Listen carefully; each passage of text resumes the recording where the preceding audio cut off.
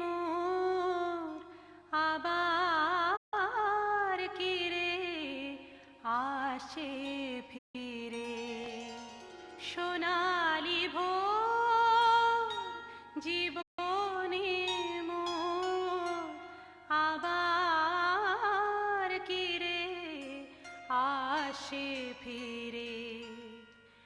শত ব্যথার শত বেদনার শত লাঞ্ছনার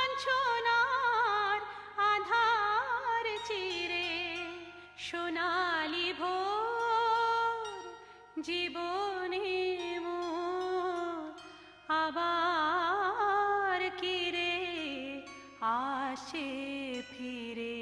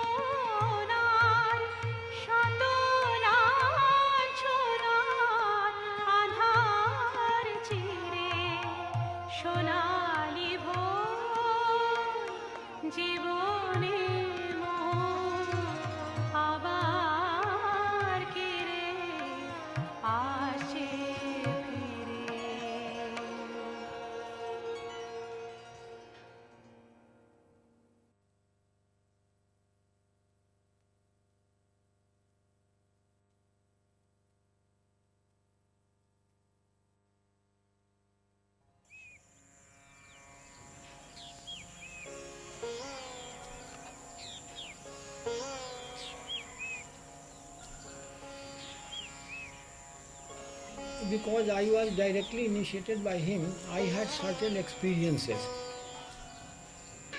I felt some sort of vibration which you see nobody can feel. If I give initiation to anybody, nobody will feel like that. After a few months, he gave the power to hear that sound.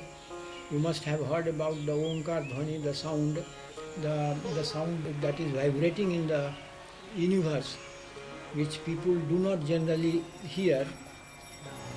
As we are talking, we are moving about, we don't hear that. But when you concentrate yourself, especially during sadhana period, you are practicing a spirituality, during that period you may hear that sound. It's a very sweet sound, as if somebody from a distance at the mid of night when everything is quiet and somebody is playing on flute and you are hearing the sweet sound. It's like that. Even during the dark night, you will see some soothing light. I mean, you will not require a torch light, you will not require any other light. You will see everything as if it is formed of light, a very soothing light.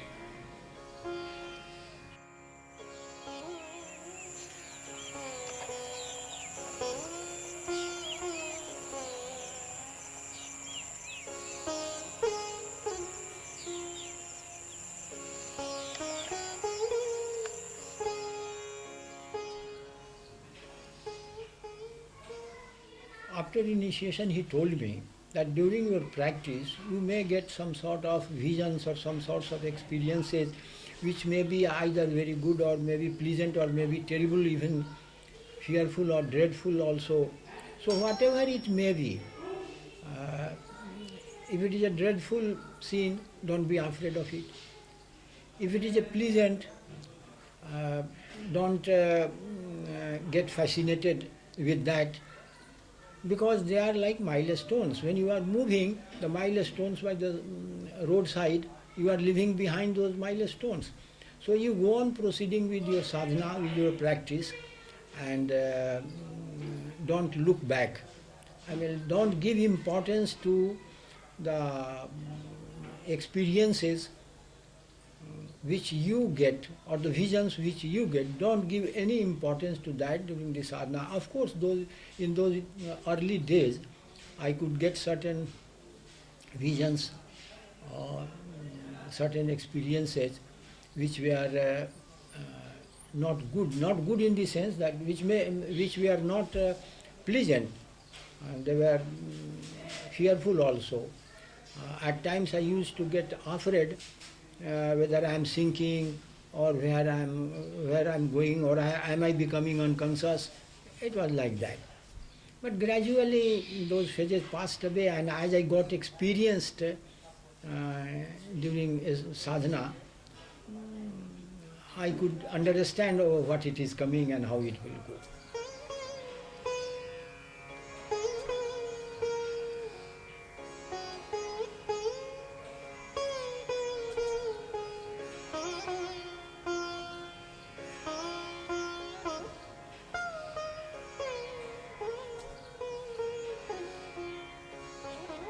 I never got an impression that Anand Marg will be a very big organization.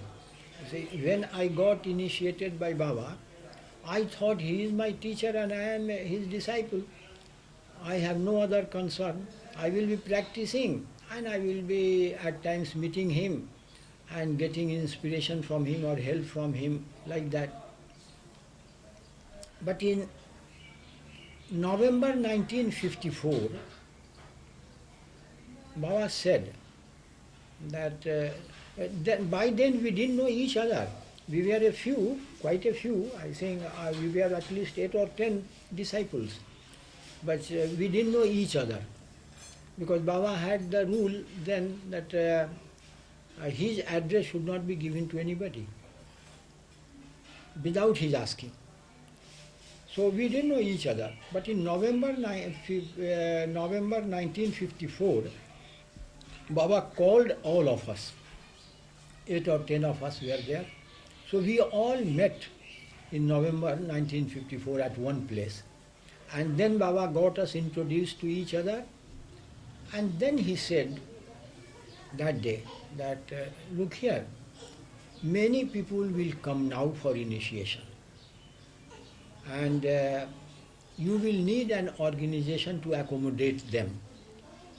So I am thinking of one organization, and then he gave the name, say Ananda Marga. Ananda Marga means the path of bliss. Ananda means bliss, Marga means path. Ananda Marga means path of bliss. So the organization started in 1955. Even then I had no feeling that it will be a very big organization. I thought it may be some hundreds of disciples, maybe some hundreds of disciples, and there may be some Jagriti to accommodate them. But it was not like that. It went on increasing, and then Baba made us Acharya in 55 itself. He said that many people will come for initiation, and it will not be possible for me with one physical body to initiate all of them. So some of you will have to act as an Acharya to initiate them. I will teach you how to do it, and you will be my medium. As my medium, you will teach them. So he made 6 Acharyas in the beginning. Of the 6, I am the only surviving Acharya. The 5 are not now present or available. So of the 6 oldest Acharyas, I am the only surviving, sitting before you. So Baba made us Acharya. Then one day I asked Baba, one evening during walk, I went with Baba to that lawn, and I sat with him on the tomb. It was probably in the beginning of 56. I told Baba that,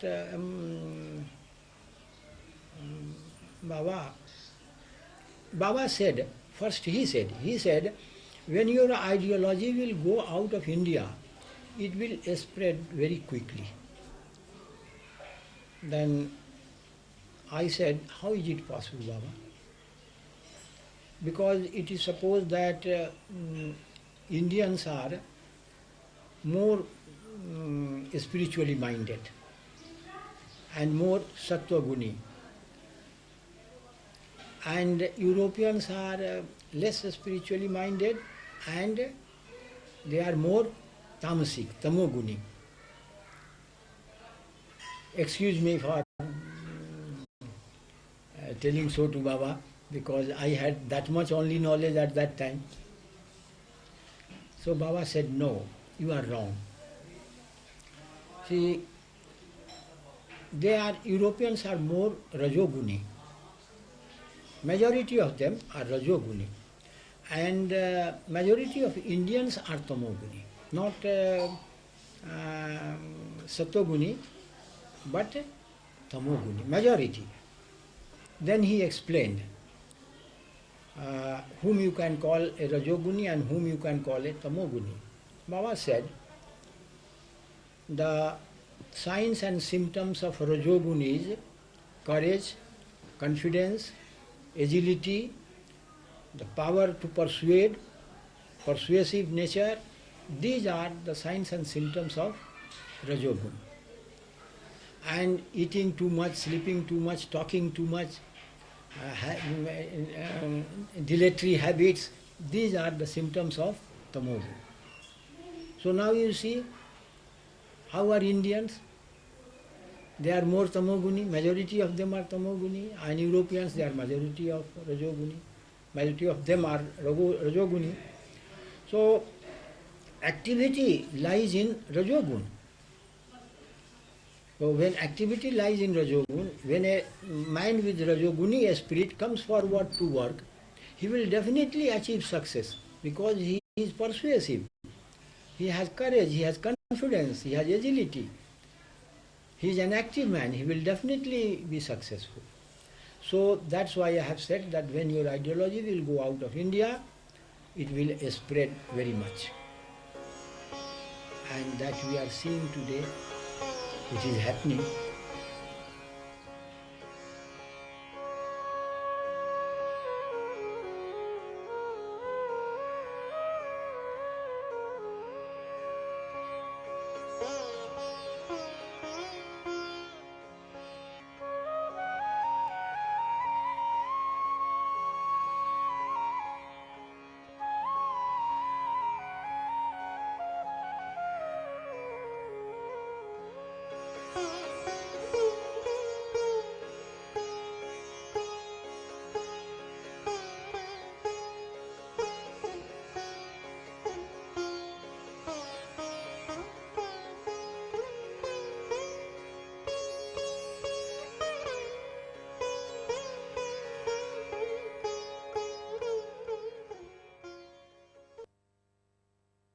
Well, see, for me, it was not through philosophy, but it was through his certain behavior, manners, or talks to me, which convinced me of those things. You see, he told me everything which I needed. He told me everything which I should do. The correct thing at the right moment. Well, I will tell you one thing. Leave aside the attraction of the people, because people coming to me, talking to me, got attracted. I felt that he got attracted, and then he asked me for initiation. Well, this was really what I felt, a miracle. See, you came to me, and then you discussed with me, and then you say, well, Acharya, give me initiation. Well, that was something miraculous for me. I felt, what is there in me that the man gets attracted towards me and he asks for initiation. That was something. But in my personal life itself, well, that will be telling a stories of miracles. Many people may not like it, but since you have put this question, I will reply.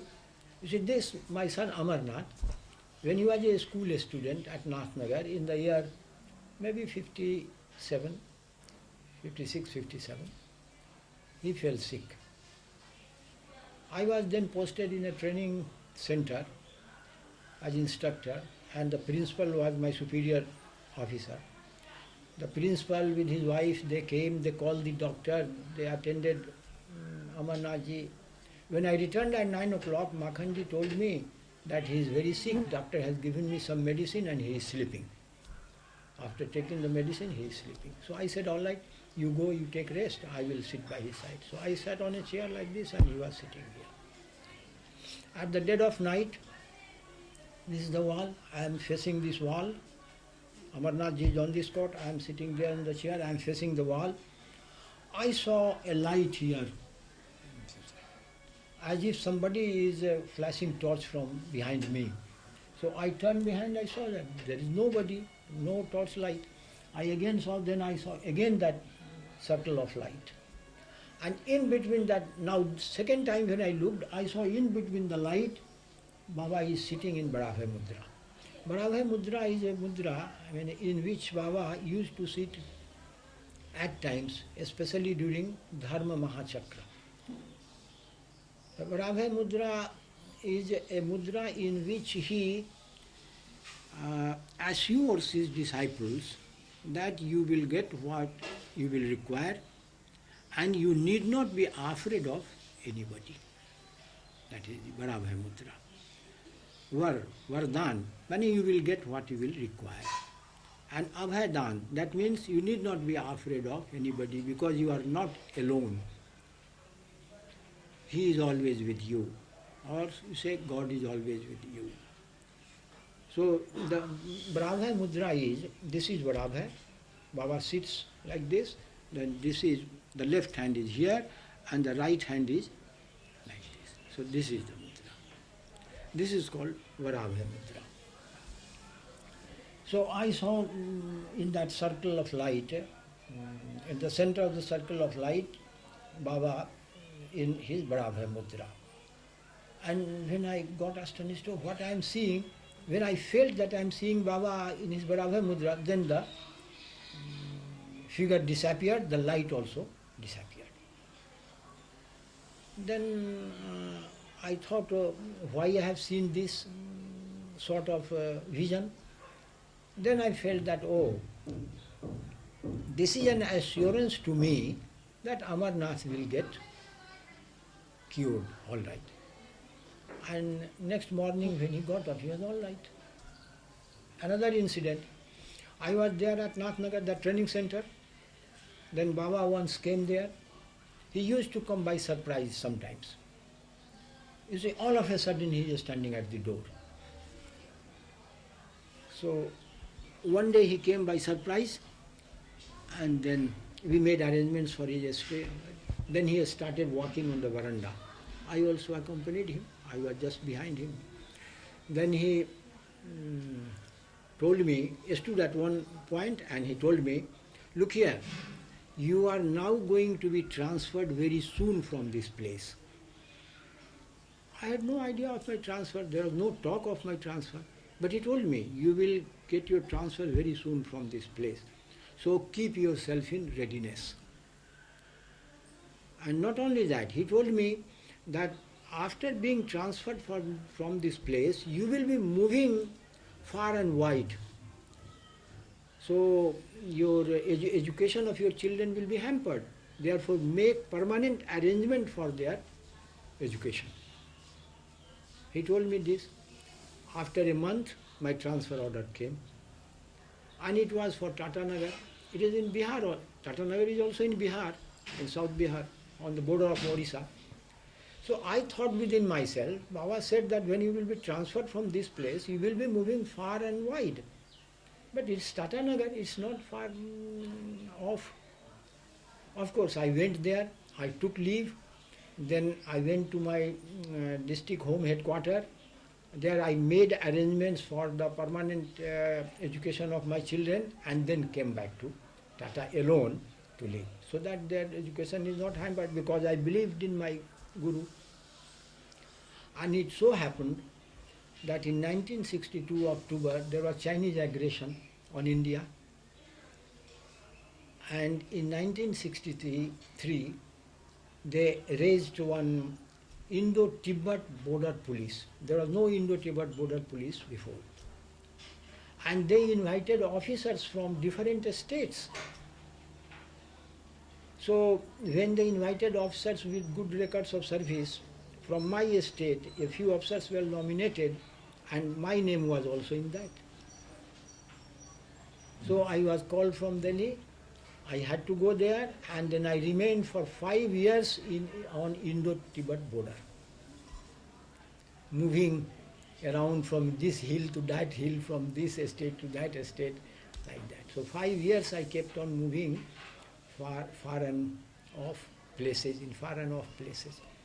So you see, that warning of Baba in time, that warning in time, gave me an opportunity to make permanent arrangements for the education of the children, and that education was not hampered. So it's like that, you see, innumerable instances in my life like that. Even a small incidents. One night I was sitting with Baba on that tomb. He told me, you go and catch your train. So you see, rain, it will be raining very heavy. I said, what he is telling, it will be raining very heavy, and there is no cloud, nothing like that. I said, no, you go immediately, So I got up because I had to return to Bhagalpur from Jamalpur. I went to railway station, purchased my ticket, the train was coming. Before the train came, it started raining heavily. But I was on the platform, I got into my train and I went there. So you see, these things are there, but these things are not to be narrated To give confidence to me, these things were there. But these were not the only things.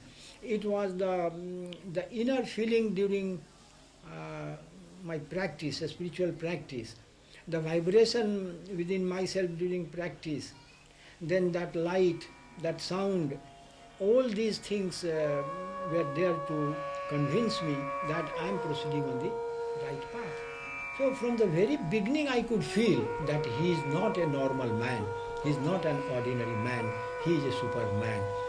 And he is definitely what is called the Mahasamriti of the Tarak.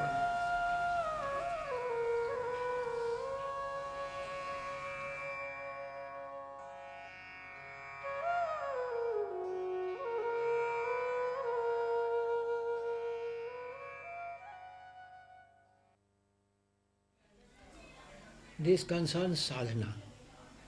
How will you achieve some progress through the spiritual practice?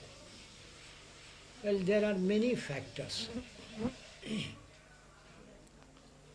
First is that you must have confidence. If you do a thing with the in a half-hearted way, then you will not get the desired result. Even in worldly affairs, if you are a student, you are reading a book half-heartedly, you will not be a good student. So is the case with sadhana also. You must have confidence first. Then after confidence, you must have regular practice. Regular practice means the time and place. It is better if you fix a time and fix the place. Suppose this is the place. I live in this room. And then I do my spiritual practice also in this room. And if I do practice at 6 o'clock in the morning and at 7 o'clock in the evening, then I must do practice every day here on this bed where I practice. Not that today here, tomorrow there, day after that side, then day after in that room. So the place should be fixed. It's better. And then the time should also be fixed. If you do it at 6 o'clock, do it at 6 o'clock every day.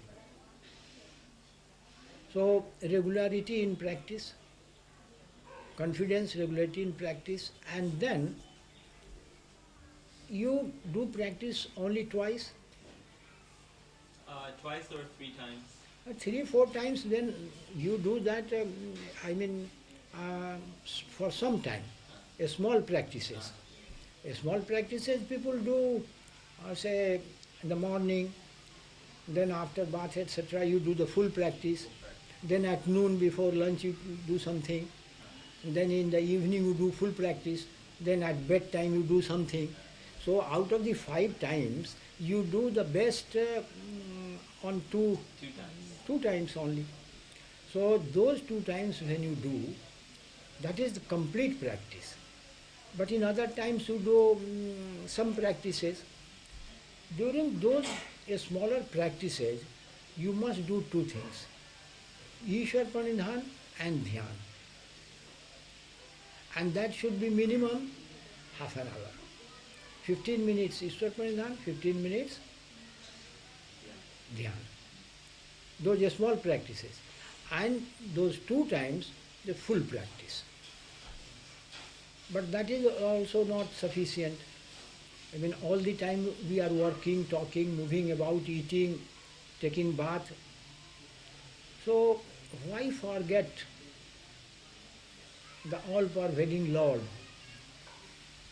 Try to recite your mantra even when you are not in sadhana.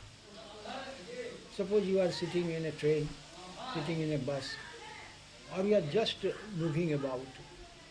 Without concentrating on a point, you keep on reciting your mantra on your breath. So don't stop it, don't allow it to. You are sitting in the plane is flying, you are sitting. So, but your breath is there, you are breathing. The same time you are sitting, but you are breathing. So allow your incantation on the breathing. Keep your incantation on your breathing. So that is what is called Ishwar Pranidhan, half Ishwar Pranidhan you should say.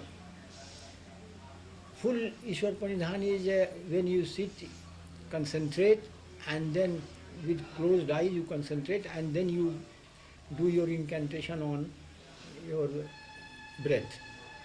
But while doing other things, you are taking your bath, you are taking your meal, but you are breathing also. So keep on your incantation on your breath.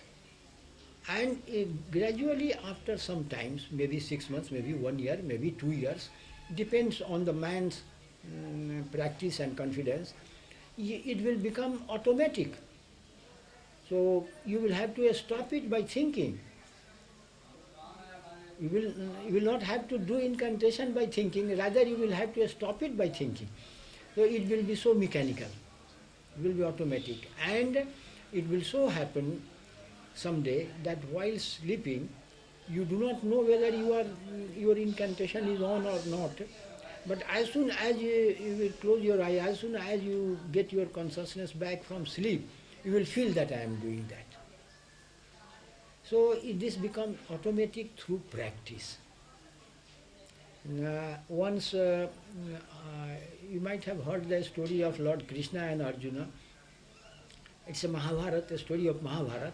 Arjuna asked Lord Krishna that how the joke that you have explained, how it is. And Vairagyana means through proper way of thinking. So proper way of thinking and practice. It will be possible through these two factors.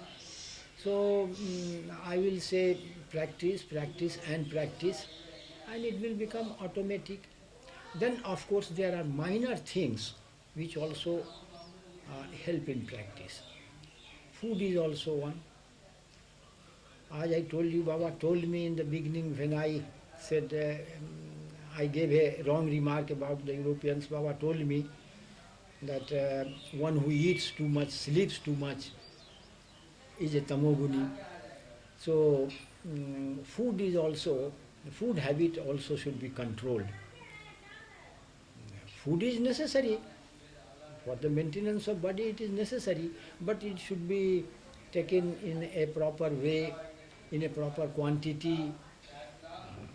So food should also be taken into consideration. That is also spiritual practitioner. Instead of moving in the company of those people who are mostly engaged in outward activities, it is better to remain in company with the spiritual practitioners. So that also helps. When you have no spiritual friend to talk to you, then talk to the books. You have spiritual books, books on spirituality. So consider that book to be your friend, and you keep on reading those books.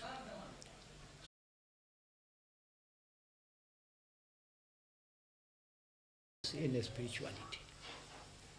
And of course, it is said, by all the saints in the past also, it has been said that one gets success in practice through the blessings of Guru.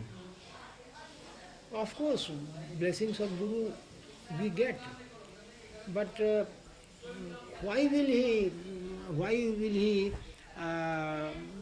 give grace to us? You see, unless we make ourselves capable to receive His grace, why will He give His grace? And how should we make ourselves to be capable to receive His grace? It is through Jamanyam, practice of Jamanyam. So, practice, confidence, food habit, and one thing more, never neglect any practice. See, people may think that Ishwar Pranidhana and Dhyan is enough. Let me bypass pranayam and chakra sadhan, chakra shodhan, chakrantar jap, see, from one chakra to another. So people may think that let me bypass that and Ishwar Pranidhana and Dhyan will be enough. No. every practice has its importance. Because you are practicing a spirituality through this body, so body should also remain in a proper condition. This is the carrier, this is the vehicle for the mind. So pranayam helps, asana helps, chakrantar jap helps. So every practice is helpful. So no practice should be neglected thinking that this is unimportant.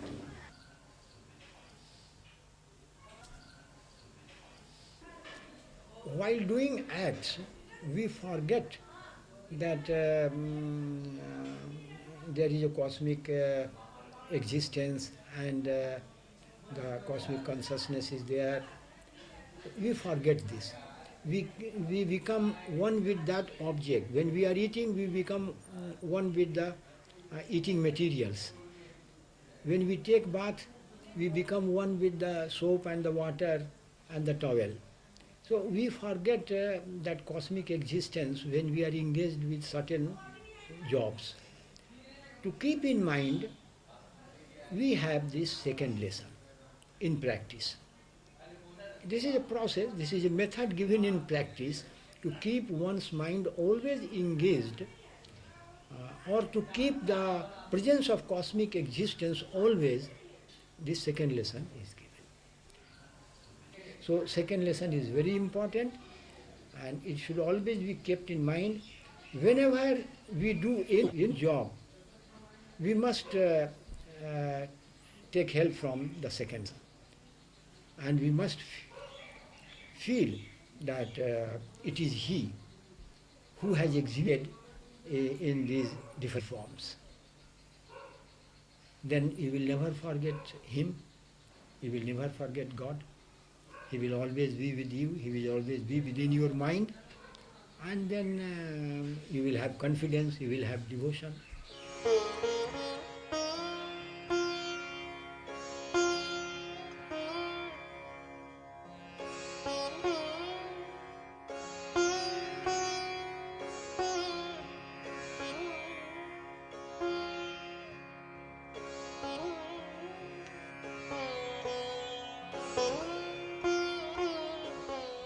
What is samadhi?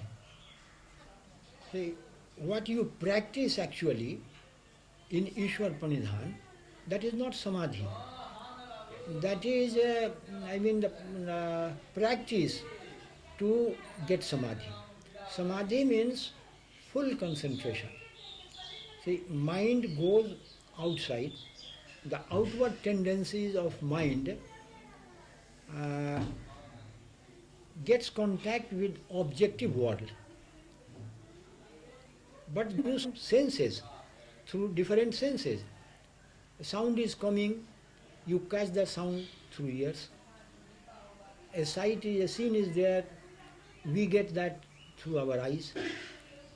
A smell is there, we get through the nose. So mind gets contact with objective world through these senses. Now what is practice? What is Ishwar Pranidhan? You try to withdraw your mind from the objective world.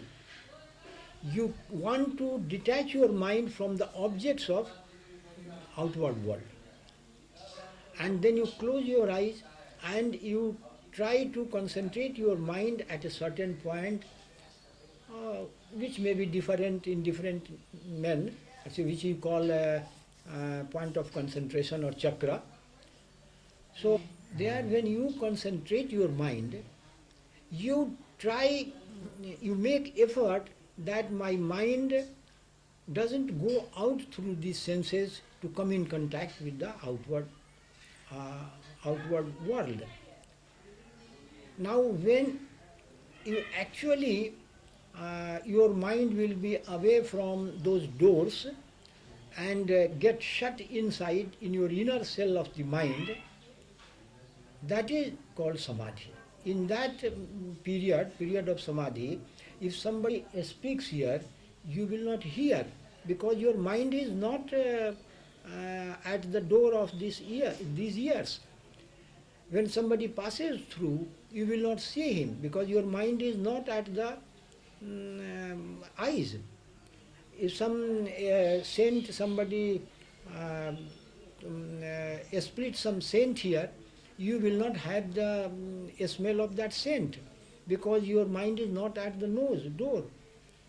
So that period is called samadhi. When your mind gets detached from the outward world completely and gets shut up inside the inner cell, that period is called, that period, maybe for 1 minute or maybe for half an hour, that period is called the period of samadhi. And while during samadhi period, you will not have any idea or anything about what has happened by your side during that period. You see, most common thing is during sleep. When you are in sound sleep, you don't feel anything. When you get up, if somebody says that so and so had come, he sat here for some time, he talked to me for some time and he went away, then you know that, oh, somebody came and somebody talked to my brother or my sister or to my wife. Then you know it. But you are sleeping here and they are talking on that cot. You couldn't know it because your mind is at rest. It is not working, and so your mind is not connected with the senses which catch the outward objects of the world. So it's like that in samadhi. In samadhi, it's not like sleep. Sleep is something crude, but samadhi is something subtle. In samadhi, you don't have contact with outward world. True it is, but then you have the feeling inside, your own feeling, I am, that I feeling is there. You feel that I am a point in him, I am a part and parcel in him, I am a drop in him.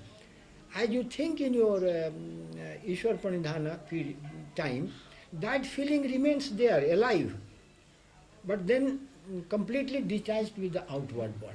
So there is difference between sleep and samadhi. But there is another kind of samadhi which is called the perfection of spirituality, that is called nirvikalpa samadhi. That comes through dhyana. This savikalpa samadhi comes through Ishwar Pranidhana. You will get this samadhi by practicing Ishwar Pranidhana. But then nirvikalpa samadhi comes through dhyana. And nirvikalpa samadhi, in nirvikalpa samadhi, you forget your I feeling also. The feeling that you have in your savikalpa samadhi, that also is absent there in nirvikalpa samadhi. Nobody can explain nirvikalpa samadhi because you have no mind there. The mind is completely merged in consciousness. You have, by now you must have learnt about the theory of consciousness and mind. Consciousness is something else, mind is something else. Mind comes out of consciousness, and when mind merges again into consciousness, the consciousness remains. But there is no partition in consciousness. Subtle things are not partitioned. On the earth, you draw a line, and the line is there.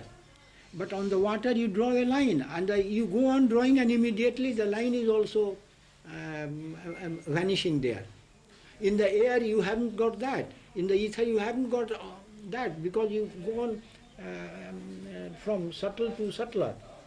So consciousness is so subtle that there can be no partition in that. So unit consciousness is already merged in cosmic consciousness. So there is no partition in cosmic consciousness and unit consciousness. But the thing is that from cosmic consciousness, a point is there.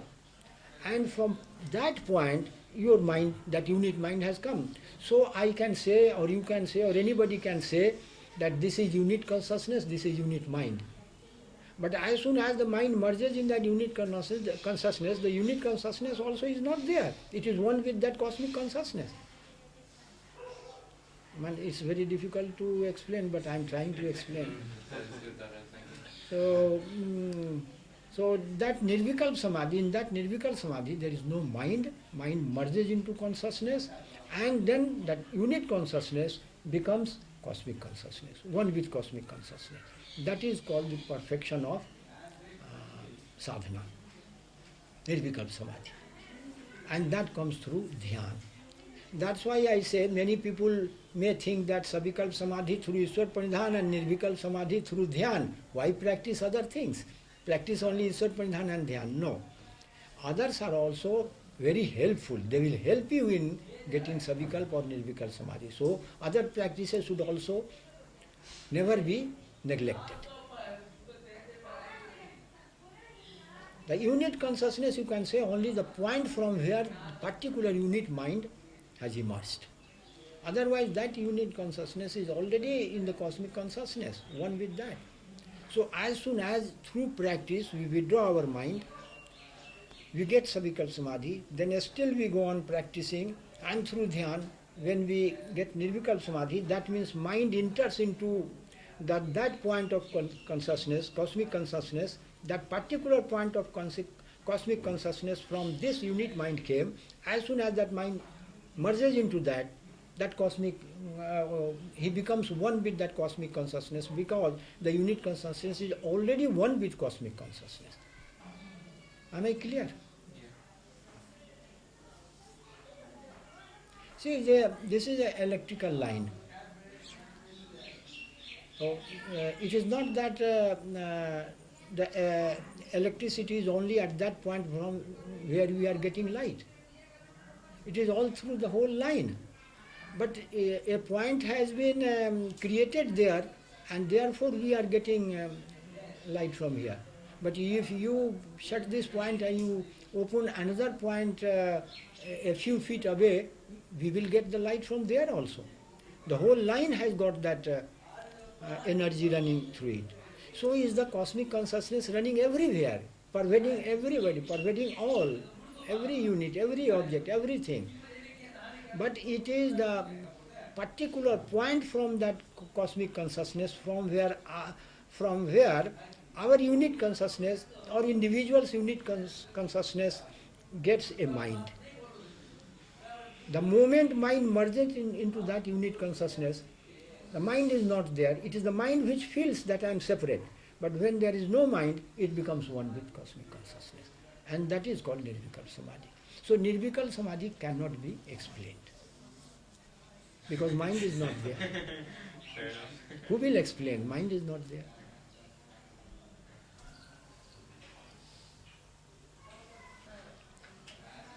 Traigunya visya veda nistai gunya bhavarjuna. What Krishna taught to Arjuna is called Gita. You must have heard about a book, Gita. Gita is nothing but the teachings of Lord Krishna to Arjuna. Traigunya visya veda nistai gunya bhavarjuna. So far knowledge goes, it is Traigunya, Triguna. The bondage of Prakriti is there. Sattva-rajtam, the bondage of Prakriti, the creation. You are within the creation. Wherever you go, whatever knowledge you may have, Veda means knowledge, Traigunya Vishya Veda. So wherever you go, whatever knowledge you gain, it is within the bondage of Prakriti.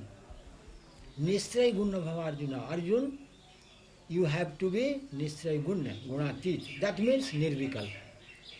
Savikalpa is not all. You have to be, you have to achieve Nirvikalpa Samadhi. So that is the perfection, the stage of perfection.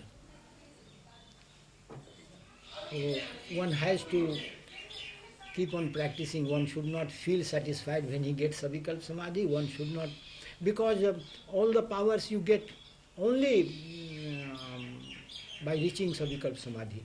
Even at the lower stages you get powers. There is a getting of fruits, somebody getting some sweets, somebody giving you some smell. These are even at the lower stage. But of course a man, a sadhak becomes powerful by achieving Savikalpa Samadhi. One may think that, oh, I have become a very powerful man, I have achieved many things, I have achieved perfection. But that is not the case. There is the fear of downfall. You may lose your powers one day, because that is not of permanent nature, and that is not the point of perfection. So you keep on practicing, even after getting Savikalpa Samadhi, you keep on practicing till you get Nirvikalpa Samadhi. And when you get Nirvikalpa Samadhi, a sadhak must sit in nirvikalpa samadhi for some time, every day, so that that stage is maintained so long body is there, because body has got tendencies, inclinations. Inclinations and tendencies will never die so long a man is alive. To have mastery over that, even a man who has achieved nirvikalpa samadhi should sit in samadhi for some time. That is why you might have seen or heard about that book on yoga, Patanjali Yoga. So yam, niyam, asan, pranayam, pratyahar, dharana, dhyan, samadhi. So the eighth one, the final one, samadhi, is also counted as practice. So that is also a part of practice. That means when you achieve samadhi, you must sit in samadhi for some time every day.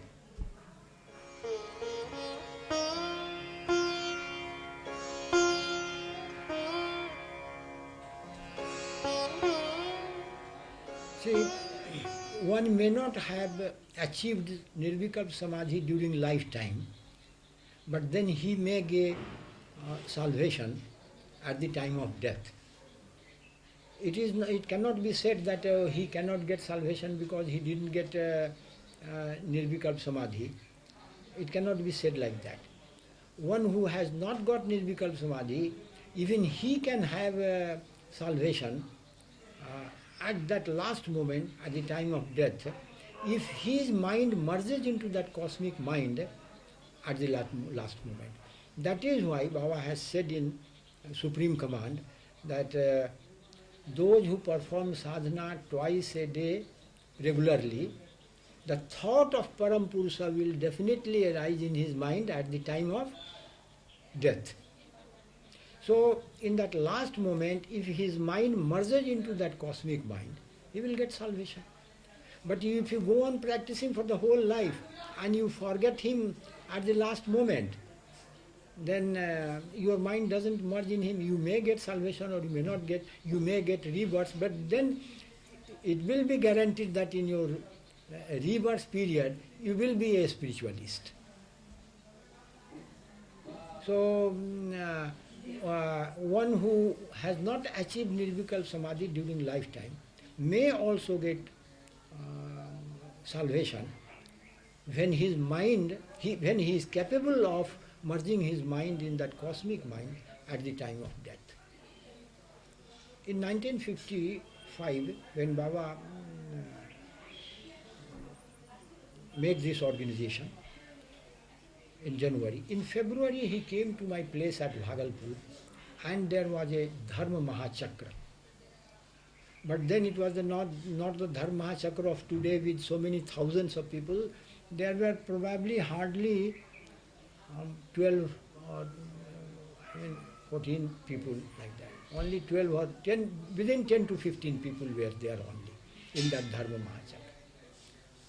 When he came in my house for the first time in February 1955, he said, bring everybody, he called everybody here who is in this house, I will initiate them. So my wife was already initiated before Ananda Marga.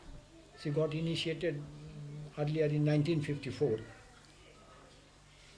But my old aunt, who was more than 80 years of age, she was very weak, very old. She came, Baba initiated her. And Makhanji was there, Makhanji was initiated. Then Amarnathji, they were children, they were also initiated. Baba gave them initiation also.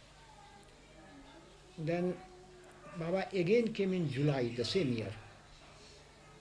Then that old aunt, she went moving to Baba, and after salutations, Baba told her that go on practicing, do practice as much as you can. Then she said, Baba, what can I do now? I have no strength to do. I am so weak, I am so old. What can I do now? Baba said, don't worry. Do as much as you can. The rest I will do for you. This is July. In November, my wife went to Baba at Jamalpur, and Baba told her, gave her the indication that Chachi will now go.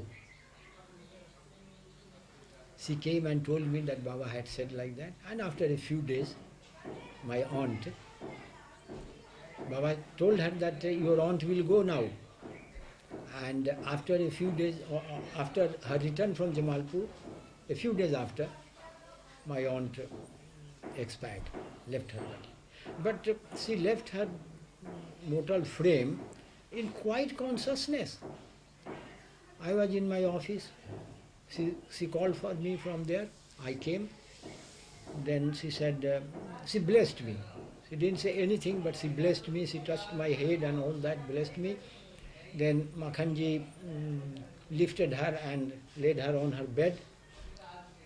Then I said, do you remember your Ishta mantra? She said yes. Then she closed her eyes. Then I said, in her ears, I said, do you remember Baba's Pratikriti? That Baba Rabha Mudra Pratikriti? Then she couldn't speak, but she nodded her head. And that means yes. And immediately after a few seconds only, she rolled down. So that is what I say, that you may not have achieved Nirvikalpa Samadhi during lifetime, but